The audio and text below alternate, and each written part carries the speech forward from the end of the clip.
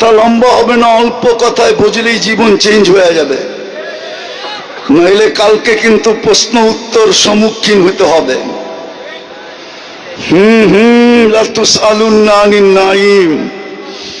আল্লাহ বলে একটা নেয়ামতের হিসাব দেওয়ার ক্ষমতা তোর নাই, একটা নেয়ামতের।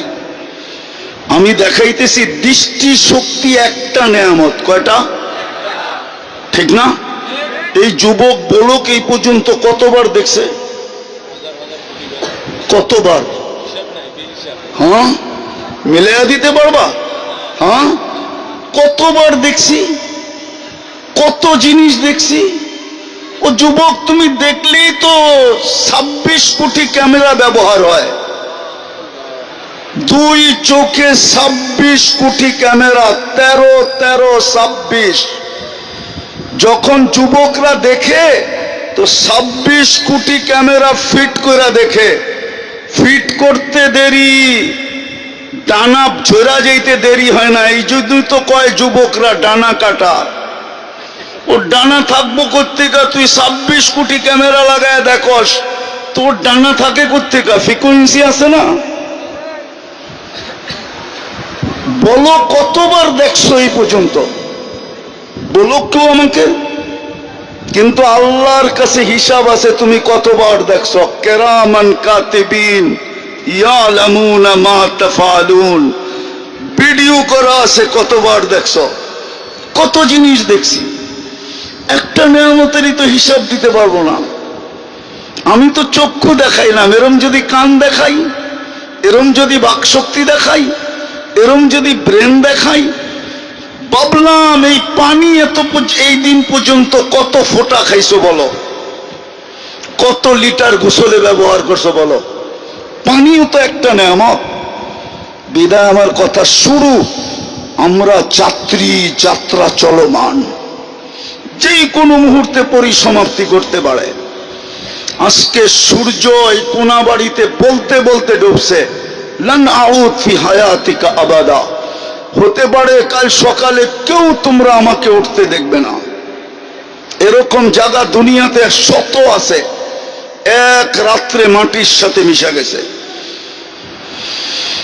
গত ডিসেম্বরের আগের ডিসেম্বরে তুর্কিতে এক রাত্রে 1.5 লক্ষ লোক মারা গেছে 7.8 ভূমিকম্প দ্বারা।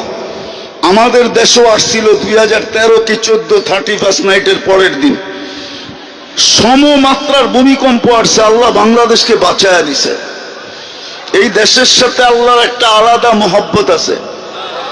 হ্যাঁ, আমার কথা মেনে নাও, এটার প্রমাণ দিতে পারবো আমি। যদি মহব্বতই না থাকতো, করোনার সময় তো সারা দুনিয়া বলছিল বাংলাদেশের মতো বিপর্যয় দুনিয়ার কোথাও হবে না, কিন্তু বাংলাদেশের মতো কম বিপর্যয় দুনিয়ার কোনো দেশে হয়নি।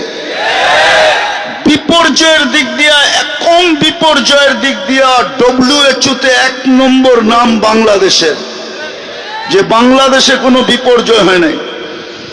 বাংলাদেশে এত সুন্দরভাবে করোনার রোগীর দাফন দুনিয়ার কোনো দেশে হয় নাই। বাংলাদেশের কোন করোনার রোগী আলেমদের হাতের ছোঁয়া ছাড়া কবরে যায় নাই। যতগুলো সংস্থা কাজ করছে করোনা নিয়ে, করোনার মৃত্যু, করোনার ব্যক্তিদেরকে দাফন করার ব্যাপারে সব মাদ্রাসার হুজুর আর ছাত্ররা করছে, একটাও বাহিরের দেখাইতে পারবেন না। কে বাঁচাইছে বাংলাদেশকে? বোঝা গেল ভালোবাসা আছে এই দেশটার সাথে। বলমু না রাগ হয়ে যাবেন, না অন্যদিকে নিয়ে যাবেন? আমি আপনাদের স্বাধীনতা দেখি নাই। এই যে স্বাধীনতা কত বৎসরের, আগস্টের, কেননা ওই দিন আমি দেশে ছিলাম না। আমি 18 জুলাই চলে গেছিলাম ইংল্যান্ড। যেদিন স্বাধীন হইতেছিল ওই দিন আমি জমিনেই ছিলাম না। 4 তারিখে রাত্রে আমি কানাডা যেতেছিলাম। আমি ছিলাম আকাশে 39,000 ফিট উপরে, জমিনের থেকে নাইমা শুনছি স্বাধীন হয়ে গেছে। কিন্তু পরে যা শুনতেছিলাম, আমি বিলকুল দেশে আসছি সেপ্টেম্বরের 23 তারিখে। মধ্যখানে একদিনের জন্য আসছিলাম, আবার চলে গেছি কোরিয়া। ঢাকা নামছি, একদিন ছিলাম, পরের দিন ফ্লাইট কোরিয়া ছিল আমার। কিন্তু বাইরের থেকে শুনতেছিলাম, সবাই ভাবতেছিল যে না জানি দেশটা মাটির সাথে মিশা না যায়। 16 বছরের একটা মায়া আছে না? না নাই? নাই না? গৃহযুদ্ধ লেগে যায়। বাহিরের থেকে শুনতেছিলাম, আপনারা শুনতেছিলেন কিনা জানি না। আমি কানাডার থেকে আবার ইংল্যান্ড আসছি, ইংল্যান্ড থেকে আমি মিশর আসছি, মিশর থেকে সৌদি আরব আসছি, বাংলাদেশে আবার কোরিয়া গেছি। সব জায়গায় এক আলোচনা শুনতেছিলাম, দেশটা মাটির সাথে মিশা যায় কিনা। কিন্তু আমার বিশ্বাস ছিল কিচ্ছু হবে না। এই দেশটার সাথে আল্লাহর একটা ভালোবাসা আছে, এটারও একটা কারণ আছে, বলবো? ইসলামের সর্বপ্রথম কোরবানি এই মাটির নিচে লুকানো আছে। আল্লাহর রাসূল হিজরত করেন নাই, তখন বাংলাদেশে 4 সাহাবী চলে আসছিলেন। বাঙালিরা সাহাবীদের চেহারা দেখা মুসলমান হয়েছে। বাংলাদেশের ইসলামের বয়স আর মদিনার ইসলামের বয়স কাছাকাছি, সমসাময়িক বললেও ভুল হবে না। 4 সাহাবী চলে আসছে, আবু ওয়াক্কাস, ওহাব ইবনে মালিক, কাসেব ইবনে হুযাইফা, উরওয়া ইবনে সাসা। এইখান থেকে 2 জন চিনে গেছেন। আবু ওয়াক্কাস রাদিয়াল্লাহু তাআলা আনহুর কবর চীনে, ওহাব ইবনে মালিক রাদিয়াল্লাহু তাআলা আনহুর কবর মঙ্গোলিয়ার বর্ডারে। কিন্তু 2 জনের কবর ইতিহাসবিদরা বলে এই মাটির নিচে। এই জন্যই মাটির নিচে একটা আধ্যাত্মিক শক্তি লুকানো আছে। একটা কথা বলেই ফেলি, মিডিয়া দিয়ে চলে যাবে। এই মাটি নিয়ে যারা খেলতে চায় না, এই মাটির বৈশিষ্ট্য হলো বেশি দিন খেলতে দেয় না। হয়তো মাটি তাকে কিক মেরা দেয়, কিক বুঝেন? হয়তো বোল্ড আউট করে, নাইলে রান আউট করে, নাইলে ক্যাচ আউট করে, নাইলে ছক্কা মাইরা বাউন্ডারির বাহিরে করে। এটা হলো এই মাটির বৈশিষ্ট্য। কেননা ওই আধ্যাত্মিক শক্তি মাটির নিচে লুকায় আছে। এই জন্য আমার বিশ্বাস, দুনিয়ার কোন পরা শক্তিও যদি, আমি আমার ভিতর থেকে বলতেছি, এই মাটিতে আসতে চায়, তাহলে আমার বিশ্বাস এই মাটিতে টিকবে না।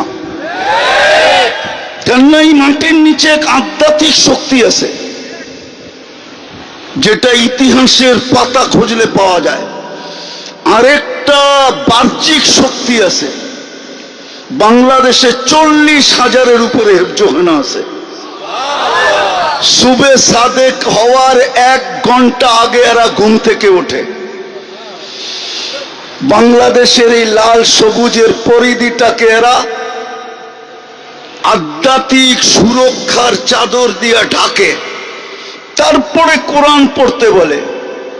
কোরআন পড়তে বসে, এই জন্য যত দুর্যোগ আসুক বাংলাদেশে, এই বয়সে তো বহুতবার দেখলাম 10 নম্বর মহাবিপদ সংকেত। কেননা ভালো মতে আওয়াজ না, আবহাওয়াবিদদের কাছে 10-এর উপরে কোনো সংখ্যা নেই। 10 মানে কিয়ামত। এই পর্যন্ত বহুতবার উঠাইতে দেখলাম, কিন্তু কয়েকটা কলা গাছ ব্যতীত আর কিচ্ছু পড়ে না, ঠিক না?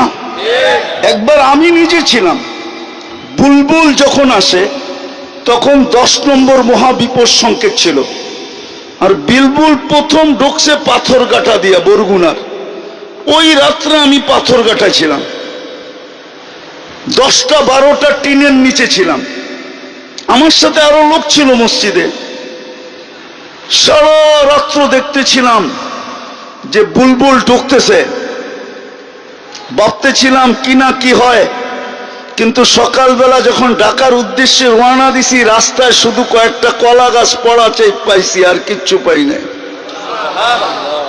আরেকটা যুক্তি দিতেছি, আপনি দেখবেন যতগুলা বড় বড় ভূমিকম্প বাংলাদেশে আসছে, সবগুলা শেষ রাত্রে আসছে।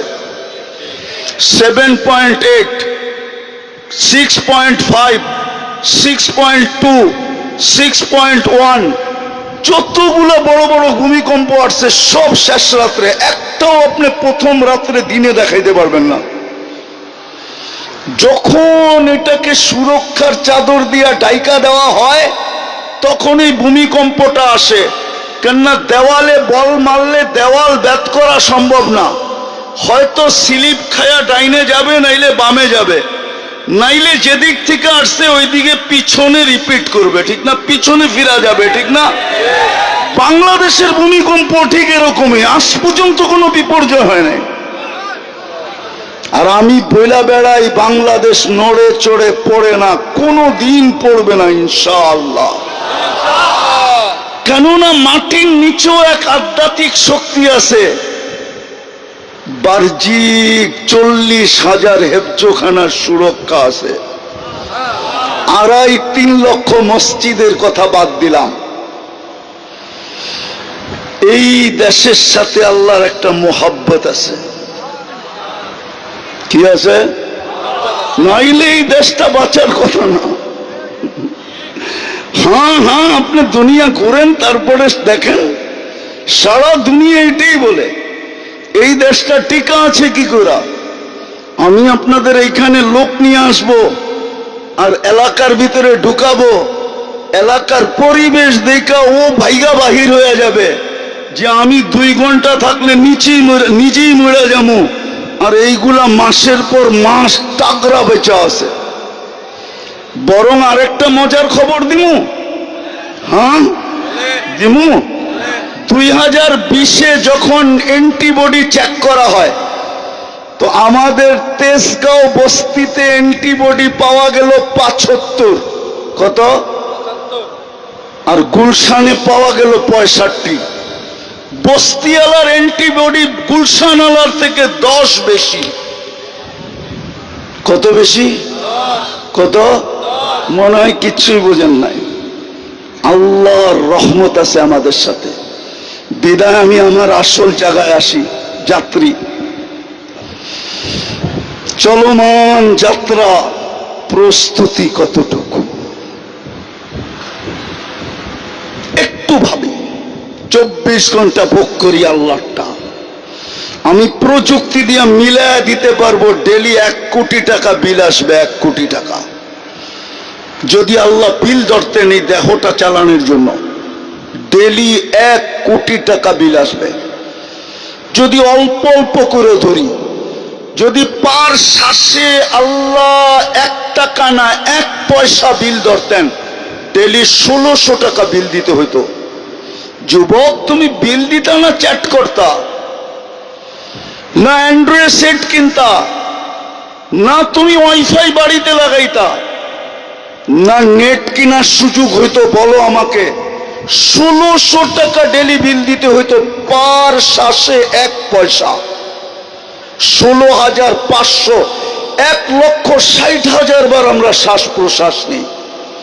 বাংলাদেশের শিক্ষিত মানুষগুলার বিবেক তো খুলল না, আমার জাতির তো বিবেক খুলল না। খোলাইতে তো চাইছিলেন যমুনা গ্রুপের মালিক।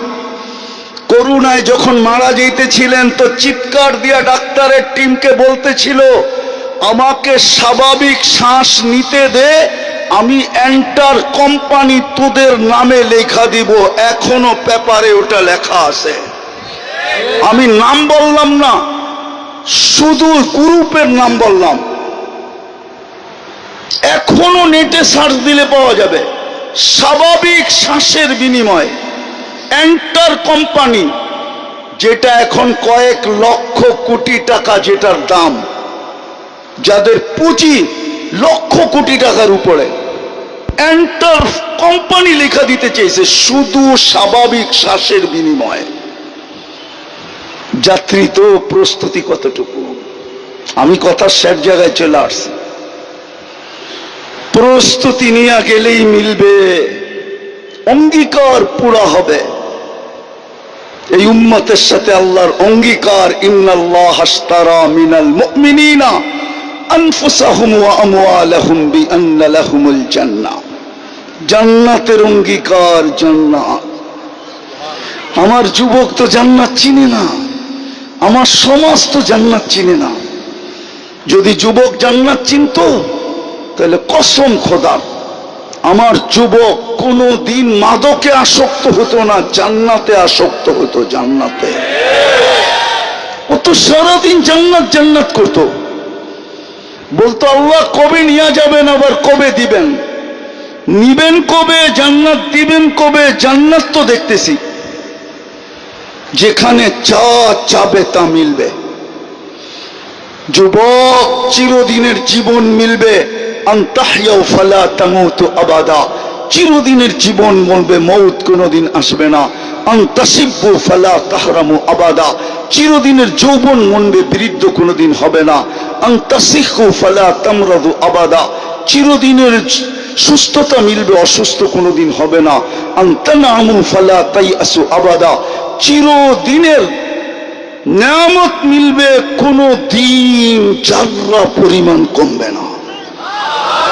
তারপরেও তিনটা দিবে, মা তাস্তাহি আনফুসুকুম, যা মনে চাবে তা মিলবে। আজকে তো মনে চায়, ঠিক না? চায় না? বলমু অর্থকি, সর্তকি, নর্তকি, গায়িকা, সায়িকা, মডেল, সডেল, ঠিক না? মনে চায় না? স্বাদ মিটাও কেমনে? খালি মোবাইলে টাচ করে চুমা দিয়া। রাগ হয়ে গেল মনে হয়, ঠিক না? এইভাবেই তো স্বাদ মিটাও, ঠিক না? জান্নাতে যেটা মনে চাবে ওটা তোমার। চোখে যেটা লাগবে ওইটাই তোমার। 6 নাম্বার, এখন চোখে লাগে বেশি তাকাইলে জুতা দেখায়, ঠিক না? তোর কি মা বোন নাই, সাইজ করমু বেশি কইলে, আর বেশি তাকাইলে প্যাকেট বানায় মিন্নির মতো বাড়িতে পাঠায় দেবো একবারে। জান্নাতে যেটা চোখে লাগবে ওটা তোমার। 7 নাম্বার একটা আছে, আল্লাহ বানায় লুকায় রাখছে, মাঝে মাঝে শো করবে আর আমাদেরকে অবাক করে দিবে, অবাক। জান্নাতেও সমুদ্র সৈকত আছে 2টা, বাংলাদেশের লোকে মিল আছে। বাংলাদেশ জান্নাতের সাথে মিল আছে, বাংলাদেশেও 2টা সৈকত, জান্নাতেও 2টা সৈকত। বাংলাদেশের একটার নাম কুয়াকাটা, একটার নাম কক্সবাজার। জান্নাতের একটার নাম বাইদাজ, আরেকটার নাম বাইদাক। সকালে এক জায়গায় যাবে, বিকালে আরেক জায়গায় যাবে, ডেলি যাবে। প্রথম আড্ডা দিবে, তারপরে ওইখানে খাওয়া দাওয়া হবে, কুদরত দিয়া পাকায় আল্লাহ আইটেম পাঠাবে। যখন বাড়িতে ফিরতে শুরু করবে তো পর্দার ভিতর থেকে বাড়ি করে একটা ছেঁড়া দিবে, বুঝছো না? মনে হয় বোঝে নাই। চোখে চোখ লাগতে লাগতে দেরি, তোমার বুকে লাগতে দেরি হবে না। আজ পর্যন্ত কেউ দেখে নাই, তুমি ব্যতীত আর কেউ দেখবে না। প্রথম তুমি দেখবে, শেষ তুমি দেখবে, কেউ দেখে নাই। হাঁটু পর্যন্ত, মুষ কমর পর্যন্ত, আম্বার কাত পর্যন্ত জাফরান চেহারা বানাইছেন হোয়াইট কাফুর দিয়া। 120 ফিট লম্বা হবে, চুলটিও 120 ফিট লম্বা হবে। 3 কিলোমিটার ঘেরের কুচি লাগানো লেহেঙ্গা পরা থাকবে। সুতার লেহেঙ্গা না, নূরের সুতা দিয়া কাপড় বানাবে। আমাদের নবীজি চোখে দেখা ঈশা আমাদেরকে বলছে। জাদু যদি জানতাম যুবক, আজকে সুযোগ ছিল। সামিয়ানা তো নাই, ডাইরেক্ট পর্দা সরায় দেখায় দিতাম তোমাদের, ওই যে দেখ চায়া আছে। জাদু তো জানি না। হ্যাঁ, হায় হায়, আল্লাহ রসুল পায়ের রূপের কথা বলছে। লাউ কাশাফা সাকাইহি লাগাবা দাউ শামস, পাও খুলে দিলে সূর্য চিরদিনের জন্য আলো হারায় ফেলবে। লাউ সাহিকা আলা দুনিয়া লাতানাওয়ারাতিদ দুনিয়া কুল্লা, দুনিয়ায় হাসি দিলে সারা দুনিয়া আলোতে আলোকিত হয়ে যাবে। লাউ বাসাগা সাবআতি আবহুর লাসারা আদবা, 7 সমুদ্রে থুতু দিলে পানিগুলা মধুর মতো মিষ্টি হবে। বলো যুবক, ওই ঠোঁটে কিস দিলে কেমন হবে? মনে হয় দিলে লাগে না, ওই সময় মনে হয় বুজুর্গ হয়ে যাইবা, ঠিক না? এই হুজুররা 40 বছর আগে ছাড়বো না, 40 বছরের আগে 40 বছর মনে হবে 40 সেকেন্ড, তারপরে গালে চিমটি দিবে আর বলবে খালি ঠোঁট। আর কাহিনী বানায় নাই আল্লাহ কিছু আমার ভিতরে? চল কামরায় তোরে কাহিনী দেখাই। বেউকুফ, খালি ঠোঁট ধরে বয়ে আসিস, আর কিছু নাই আমার ভিতরে? আলাইসা ফিয়া লাকা রাগবা, খালি ঠোঁট। আলাইসা ফিয়া লাকা রাগবা, আমার ভিতরে তোর জন্য আকর্ষণের আর কিছু নাই? চল কামরায়, বেউকুফ। ও যুবক, ওই জান্নাত দিয়া কিনবো। চলো আজকে প্রস্তুতি নেওয়ার জন্য প্রথমে তওবা করি। তওবা করবা? পাক্কা? আল্লাহ কিন্তু ডাকতেছে। উলামা আমার সাথে একমত হবে, এখন রাতের 3 ভাগের 1 ভাগ অতিবাহিত হয়ে গেছে। আল্লাহ ডাকতেছে, হাল মিন মুস্তাগফির, কে আসিস মাপ চাবি? আমি চলে আসছি তোদের দুনিয়ার ছাদে, বন্ধুর দিকে তাকায় চলে আসছি, তোদের দিকে তাকায় চলে আসছি, মহব্বতে চলে আসছি। নাহলে আল্লাহ সামান্য পদওয়ালা মানুষকে দুনিয়াতে দেখি, সামান্য পদবিওয়ালা, সামান্য একটু পদওয়ালা ধরা ছোঁয়ার বাইরে চলে যায়। এমন বাপ নিয়ে রাস্তায় চলে, মনে হয় জমিনই পা দিতে চায় না। মালাকুল মউত মনে হয় ওনারে দেখলে ভয় পায়। আর আল্লাহ 99 পদের মালিক, শুধু আল্লাহ, যিনি আল্লাহ, যিনি রহমান, যিনি রহিম, যিনি মালিক, যিনি কুদ্দুস, যিনি সালাম, যিনি মুমিন, যিনি মুহাইমিন, যিনি আজিজ, যিনি জব্বার, যিনি মুতাকাব্বিরুল খালিকুল বারিউল মুসাব্বিরুল গফফারুল কাহ্হারুল ওয়াহ্হাবুর রাজ্জাকুল ফাত্তাহুল আলিমুল কাবিদুল বাসিতুল খাফিদুল রাফিউল মুইজ্জুল মুদিল্লুস সামিউল বাসিরুল হাকামুল আদলুল লতীফুল খাবীরুল হালিমুল আযীমুল গফুরুশ শাকুরুল আলিয়ুল কবীরুল হাফিজুল মুকিতুল হাসিবুল জলিলুল করিমুর রকিবুল মুজিবুল ওয়াসি আল হাকিমুল ওয়াদুদুল মজিদুল বাঈতুশ শহীদুল হকুল ওয়াকিলুল কবিয়ুল মতিনুল ওয়ালিয়ুল হামিদুল মুসি আল মুবদি আল মুঈদ আল মুহয়ি আল মুমীত আল হাইয়্যু আল কাইয়্যুম আল ওয়াজিদ আল মাজিদ আল ওয়াহিদ আল আহাদ আল সামাদ আল কাদির আল মুক্তাদির আল মুকদ্দম আল মুআক্খার আল আউয়াল ওয়াল আখির আল যাহির ওয়াল বাতিন আল ওয়ালি আল মুতাওয়ালি আল বাররু তাওয়াব আল মুনতাকিম আল আফু আল রাউফ মালিক আল মুলক আল জালালি ওয়াল ইকরাম আল মুকসিত ওয়াল জামি ওয়াল গনিয় ওয়াল মুগনি আল মানি আল দার আল নাফি আল নূর আল হাদি আল বদি ওয়াল বাকি আল ওয়ারিস ওয়াল রশিদ আল সাবুর জল্লে জালালু, যিনি 99 পদের মালিক। ওই আল্লাহ চলে আসছে, ওই আল্লাহ ডাকতেছে। রাজি তওবা করতে? হ্যাঁ রাজি? কে কে রাজি দেখি? তাইলে বলে দাও, আল্লাহ অতীত থেকে তওবা করলাম। পাক্কা? নামাও, আল্লাহ কবুল করো। যদি মনের থেকে কইরা থাকি, আজকে এই মজমার গুনাহ মাফ। এই মজমার সাথে মিলাদ দূরে দিয়েও যদি কেউ তওবা কইরা থাকে, ওরও গুনাহ মাফ। হায় হায়, উলামা সেই জন্য একটা হাদিস শোনায় দিই। এই উম্মতকে আল্লাহ এত ভালোবাসেন, এই উম্মতের তো গুনাহ মাপও চাইতে হয় না। হাদিস বলে, ফালাম্মা তায়াক্কানতা বিল বাওয়ার ওয়া যানানতা আন্নাকা মিন আহলিন নার মানাহতা ইলাইকা রিদওয়ানি ওয়াল্লাইতু ইলাইকা গুফরানি ওয়া কুলতু লাকা লা তাহজান গফরতু লাকা যুনুবা ওয়াল আওসার ওয়া লিআজলিকা সাম্মাইতু নাফসি আল আজিজুল গফফার। আল্লাহু আকবার। আল্লাহ বলে, উম্মতে মুহাম্মদী যখন ভাবে যে আমি বুঝি দুযোগী হয়ে গেলাম, ওর এই ভাবনা আমাকে জায়গায় থাকতে দেয় না। আমি রেজার চাদর দিয়ে ঢাকতে দেরি করি না, মাগফিরাতে ডুবাইতে দেরি করি না। ছুটা আয়সা কুদরতি হাত ওর পিঠে লাগায় বলি, চিন্তার কোনো কারণ নাই, তোর ভাবনাই আমি তোর গুনাহ মাফ করে দিলাম।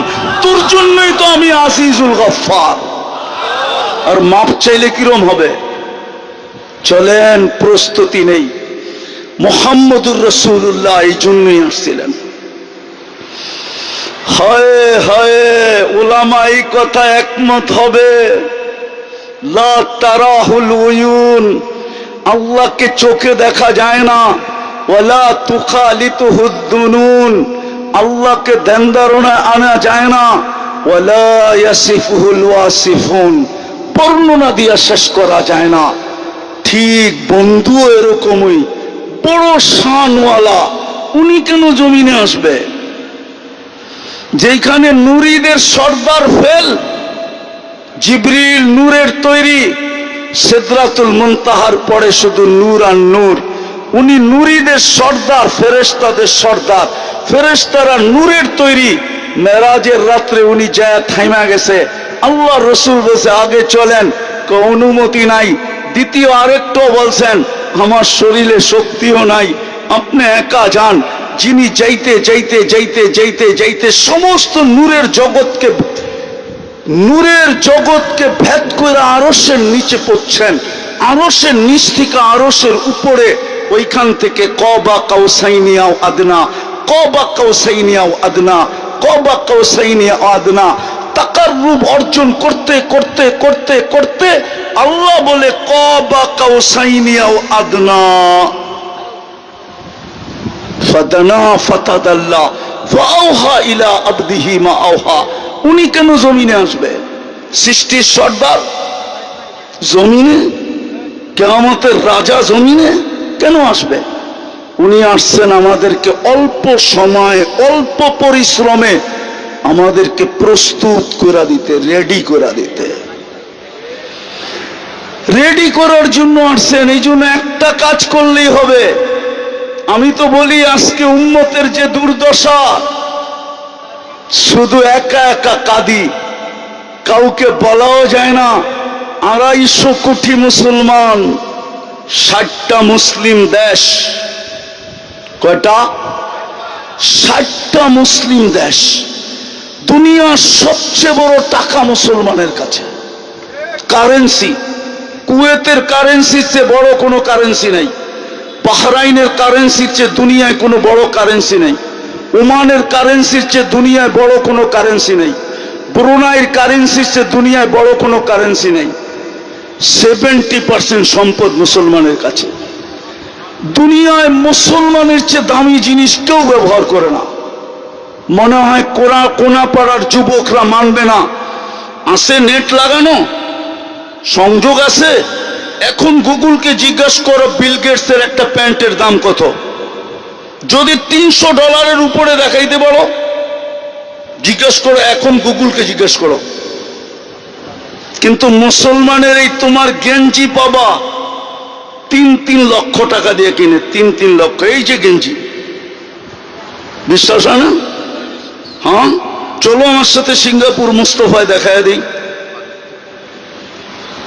চলো আমি দেখায় দিই। দুনিয়ার কোন যুবরাজের গাড়ি, এন্টার গাড়ি 24 ক্যারেট সোনায় মোড়ানো নাই, কিন্তু দুবাই যুবরাজের একাধিক গাড়ি 24 ক্যারেট সোনায় মোড়ানো। ব্রুনাইয়ের প্রেসিডেন্টের এন্টার গাড়ি সোনার পার্টস। তারপরও মুসলমানের এই দুরবস্থা কেন? আগামী মাসের 7 তারিখই তো হবে 2 বছর ফিলিস্তিনের যুদ্ধের। একটা রুটির টুকরার জন্য ওরা মরতেছে কেন? আল্লাহ মনে হয় আমাদের দিকে রহমতের দৃষ্টি দিতেছেন না। আর দিবে তো দিবে কি করে? বন্ধুকে তো পাঠাইছিলেন প্রস্তুতির জন্য, বড় কম সময় দিয়া, কম পরিশ্রম দিয়া। চলেন একটাই নিয়ত করি, একটাই যদি করতে পারতো এই মুসলমান 100%, তাইলে একটাই যথেষ্ট ছিল। আজকে আল্লাহ ডেলি 5 বার ডাকে, শতকরা 90% মানুষ নামাজ পড়ে না। এই মজমায় আছে বেশিরভাগই হবে এশাও পড়ে নাই। কে ডাকে? হ্যাঁ, সারাদিন বুক করি কাঠটা। হায়াত কার কাছে? মৌত কার কাছে? সুস্থতা কার কাছে? অসুস্থতা কার কাছে? এন্টার বডি কে কন্ট্রোল করে? প্রযুক্তির দিকে তাকাইলে তো এটার ভিতরে চলার কিচ্ছু নাই। আমাকে বিজ্ঞান বুঝাইতে পারবে না। যে এটার ভিতরে প্রযুক্তি দিয়া কেমনে এটা চলে।